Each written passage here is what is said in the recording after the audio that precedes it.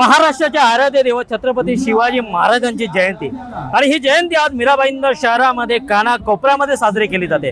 परंतु सर्वात विशेष साजरी केली जाते ते म्हणजे छत्रपती शिवाजी महाराजांचा अश्वारूढ जो पुतळा आहे त्या घोडबंदर ह्या रस्त्यावरती आहे। त्या मीराभाईंदरची ही शान आहे। या खालीच आज तुम्ही बघू शकता फार मोठ्या प्रमाणामध्ये शिवजयंती ही साजरी केली जाते। सकाळपासून शासकीय असू दे किंवा राजकीय पुढारी असू दे, यानंतर सांस्कृतिक कार्यक्रमाचं आयोजन, यानंतर मराठी एकीकरण समिती असू दे किंवा अनेक सामाजिक संस्था असू दे, गृहसंघ संस्था असू दे, यांच्या मार्फत ही शिवजयंती साजरी केली जाते। नक्की या संपूर्ण शिवजयंतीचं त्या कार्यक्रमाचं त्यांनी आयोजन तरी कसं तरी केलेलं आहे आणि ह्या कार्यक्रमांची नक्की रूपरेषा तरी कशी आहे आपण त्यांच्याकडनं जाणून घेऊ। छत्रपती शिवाजी महाराजांबद्दल खरं तर सांगायला शब्द कमी पडतील। स्वस्तिक वेलफेअर असोसिएशनतर्फे आम्ही हे 11वं वर्ष आहे ॲक्च्युली आमचं साजरं करायचं आणि लहान मोठ्या प्रमाणात का होईना पण ही शिवजयंती आम्ही साजरी करतो आहे। आणि शिवजयंती किंवा कुठल्याही महापुरुषाची जयंती ही साजरी करण्यामागचं एकच कारण असतं की त्यांनी जे कार्य केलेलं आहे त्या कार्याला उजाळा देणं, त्या महापुरुषांचं व्यक्तिमत्व हे येणाऱ्या पिढीला माहिती होईल, त्यांच्यापर्यंत ती माहिती पोहोचेल आणि त्यांच्या आयुष्यात समाजात काहीतरी बदल घडेल, हेच त्याच्या मागचं कारण असतं। स्वस्तिक वेलफेअर असोसिएशनच्या माध्यमातून आम्ही शिवाजी महाराजांची जयंती तर साजरी करतोच आणि त्याच माध्यमातून अनेक सामाजिक, शैक्षणिक, सांस्कृतिक कार्यक्रमसुद्धा आम्ही गेली 10-11 वर्ष साजरं करण्याचा प्रयत्न करतो आहे। आणि छत्रपती शिवाजी महाराज हे अखंड हिंदुस्थानाचे आराध्य दैवत आहे आणि एक मराठा म्हणून आमच्या DNA मध्ये महाराज आहेत। म्हणजे एक म्हण होती आमची अगोदर लहानपणी की हात जर कापला तर रक्त लाल नाही तर भगवं पडेल, तसं आहे। आणि छत्रपती शिवाजी महाराज की म्हटल्यानंतर ज्याच्या तोंडातून आपोआप जय येतो तो खरा मावळा, तो खरा मराठा। शिवजयंती साजरी करताना आतापर्यंत सामाजिक संस्था असू दे किंवा राजकीय संस्था असू दे, राजकीयांच्या मार्फत होतं, पण पहिल्यांदा या मीराभाईंदर शहरामध्ये गृहसंकुल संस्था पुढाकार घेऊन गेली 11 वर्ष अविरहितपणे ही शिवजयंती साजरी केली जाते। त्याच्या पाठीमागे काय मानस आहे? तुम्ही खूप चांगला प्रश्न विचारलात। तुमच्या माहितीसाठी सांगतो, या ठिकाणी छत्रपती महाराज शिवाजी महाराज स्वतः साक्षीदार आहे। मला आजही तो दिवस आठवतो जेव्हा आम्ही 11 वर्षापूर्वी महाराजांच्या मूर्तीची स्थापना या ठिकाणी केली होती आणि हे संकुल जेव्हा म्हाडा संकुलात आम्ही सगळे शहरातल्या विविध भागातून इथे एकत्र राहायला आलेलो, तर एक खूप चांगला प्रश्न महाराष्ट्राच्या एका मोठ्या नेत्यांना, म्हणजे मला नाव सांगायलाही हरकत नाही, महाराष्ट्राचे आत्ताचे मुख्यमंत्री श्री देवेंद्र फडणवीस साहेबांना एका पत्रकाराने प्रश्न विचारला होता की अशी कुठली गोष्ट आहे जी संपूर्ण महाराष्ट्राला धरून ठेवू शकते किंवा जोडू शकते, तर त्यांनी खूप सुंदर उत्तर दिलं होतं की ते आहेत छत्रपती शिवाजी महाराज।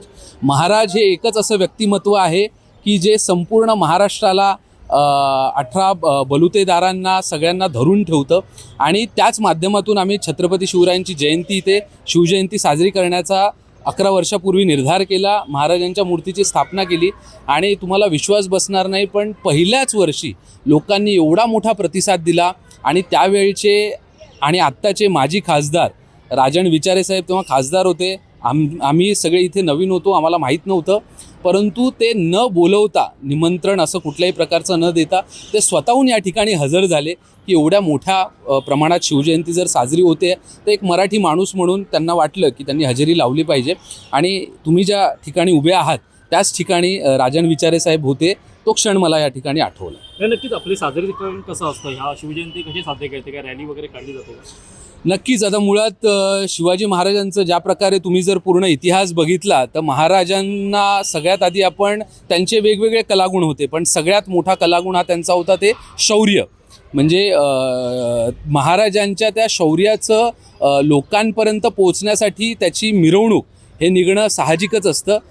आमच्या ह्या स्वस्तिक वेलफेअर असोसिएशनच्या माध्यमातून जो आम्ही कार्यक्रम साजरा करतो आहे त्यामध्ये आज सकाळी आम्ही प्रतिमा पूजन केलं आणि सायंकाळी 5 वाजता शिवजन्मोत्सव सोहळा, राज्याभिषेक सोहळा आणि त्यानंतर मिरवणूक, अशा प्रकारे आजच्या ह्या कार्यक्रमाचं संपूर्ण स्वरूप आम्ही साजरं करत आहोत। गेली 12 वर्ष या नवीन म्हाडा वसाहतीमध्ये, म्हणजे भारतीय संविधानाप्रमाणे या संकुलामध्ये जवळपास 1072 सदनिकाधारक आहे। तर संपूर्ण महाराष्ट्रातील संपूर्ण जे आलुतेदार आणि बलुतेदार म्हणतो आपण, तर संपूर्ण जाती धर्माची लोक या संकुलामध्ये राहतात। ज्या पद्धतीने छत्रपती शिवाजी महाराजांनी आपलं स्वराज्य हे संपूर्ण आलुतेदार आणि बलुतेदार यांच्या माध्यमातून जे स्वराज्य उभा केलं, त्याच पद्धतीचा प्रयत्न गेली 12 वर्ष या स्वस्तिक संकुलामध्ये सर्व जाती धर्माची लोकं एकाच छताखाली राहावीत हा मोठा संकल्प ह्या संपूर्ण मीरा भाईंदर परिसरामध्ये आम्ही मंडळाच्या वतीनं केलेला आहे. दरवर्षी सालाबादप्रमाणे छत्रपती शिवाजी महाराजांना या ठिकाणी मानवंदना देऊन सर्व मंडळी म्हणजे त्यामध्ये सर्व जाती धर्माचे स्त्री पुरुष आणि सर्व तरुण मंडळी या मिरवणुकीमध्ये सहभागी होतात आणि या निमित्तानं आम्ही छत्रपती शिवाजी महाराजांना स्मरण करून मानवंदना अर्पित करतो. महाराष्ट्रातला मराठी माणूस आहे ना, हा तसा रोज एकत्र येत नाही. जाती धर्म पंथ संप्रदाय याच्यामध्ये विभागलेला आहे. तो एका जातीकरता विशिष्ट जातीकरता एकत्र येतो, विशिष्ट संप्रदायाकरता लाखोची गर्दी करतो, पण मराठी म्हणून एकत्र येत नाही. याच्याकरता मराठी एकीकरण समिती ही चळवळ आम्ही सुरू केली.